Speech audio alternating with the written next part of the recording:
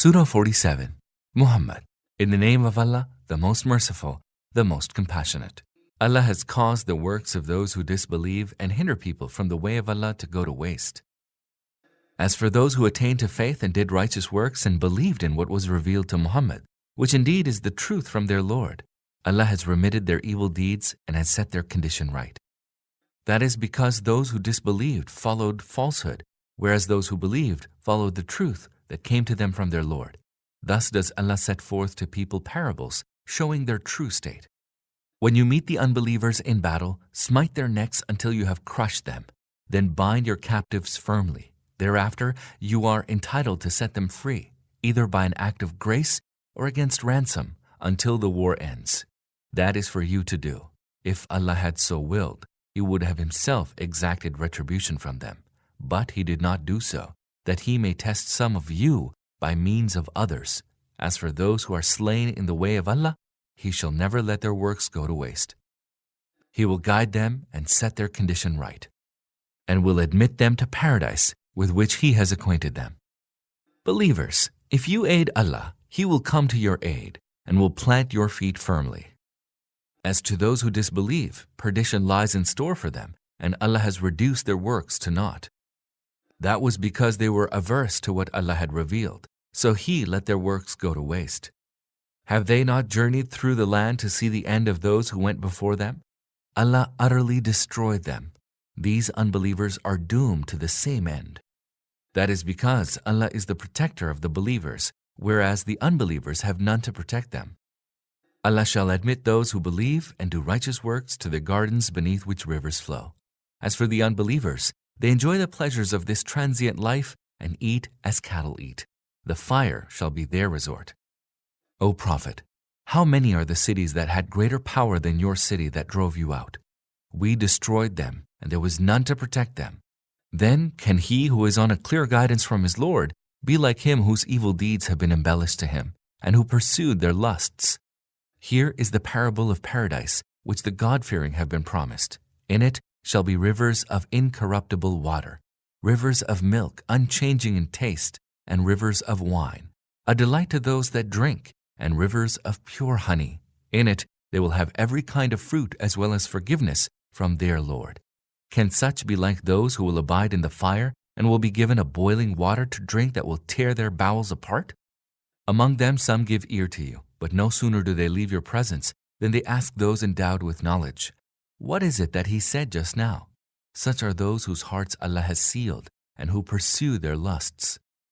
As for those who are led to the guidance, Allah increases them in their guidance and causes them to grow in God-fearing. Are they waiting then for anything else than the last hour to suddenly come upon them? Already some of its tokens have come, but when it does actually come upon them, where will any time be left for them to take heed? Know, therefore, O Prophet, that there is no God but Allah, and ask forgiveness for your shortcomings, and also for the shortcomings of believing men and believing women. Allah knows the places where you move about and where you dwell. The believers used to say, "Why is a surah that would ordain fighting not revealed?" But when a definitive surah was revealed wherein fighting was mentioned, you saw that those in whose hearts there was a sickness looked at you as though they were about to faint at the approach of death. Pity on them. They keep affirming their obedience and saying good words, but when a course of action was clearly determined, it would have been better for them if they had proved true to Allah.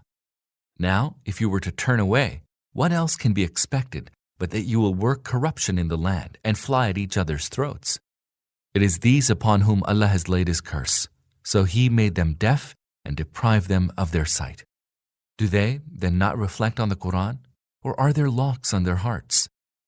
Certainly, those who have turned their backs on the true guidance after it became manifest to them, Satan has embellished their ways for them and has buoyed them up with false hopes.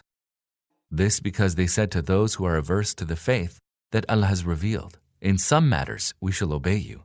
Allah has full knowledge of their secret parleys.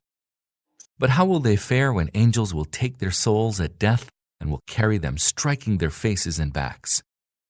That is because they have followed a way that angered Allah and have been averse to His good pleasure.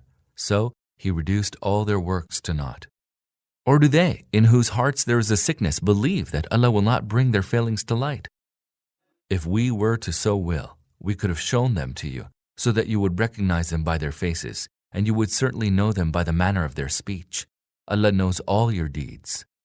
We shall certainly test you until we know those of you who truly strive and remain steadfast, and will ascertain about you. Those who disbelieved and barred others from Allah's way and opposed the Messenger after the true guidance had become manifest to them, they shall not be able to cause Allah the least harm. Rather, Allah will reduce all their works to naught. Believers, obey Allah and obey the Messenger, and do not cause your works to be nullified. Verily, Allah shall not forgive those who disbelieved and barred others from Allah's way and clung to their unbelief until their death. So be not faint-hearted and do not cry for peace. You shall prevail. Allah is with you and will not bring your works to naught. The life of this world is but sport and amusement. If you believe and are God-fearing, He will grant you your reward and will not ask you for your possessions. If He were to ask you for your possessions and press you in that regard, you would have grown niggardly, and Allah would have brought your failings to light. Behold, you are those who are called upon to spend in Allah's way, but some of you are niggardly.